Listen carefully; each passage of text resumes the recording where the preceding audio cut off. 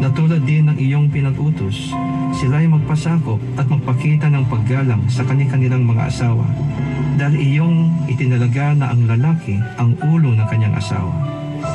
Pagkalooban mo ng banal na takot ang puso ng mga may asawa nang sila ay maging tapat sa kanilang asawa sa habang panahon.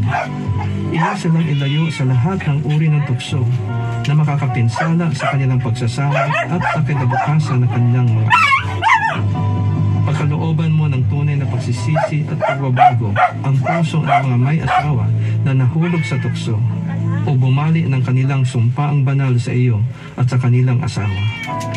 Panginoon, aming ipinapanalangin din ang aming mga anak na sila ay iyong protektahan, iligtas sa kapahamakan, pinsala at karamdaman.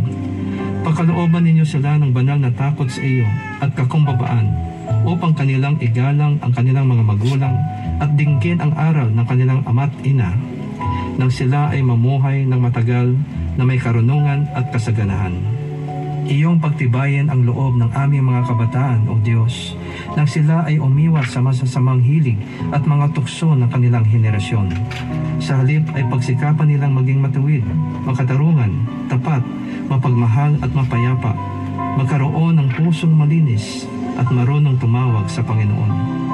Pagkalooban niyo sila ng tibay na loob, nang pagsikapan nilang laging gawin ang matuwid sa iyong mga mata, maging responsable sa kanilang mga desisyon at kilos, at maging makumbaba sa pag-amin ng kanilang mga pagkakamali. Iyo silang turuang magtiwala sa iyo sa lahat ng oras at magtiyaga sa kanilang mga pagsisikap at maging matatag kapag nakaharap ang kabiguan.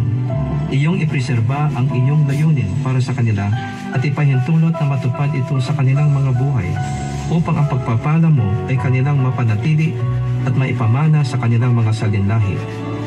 Maraming salamat, O Panginoon, sa iyong pagtugon sa aming mga dalangin na ito sa pangalan ni Jesus. Amen.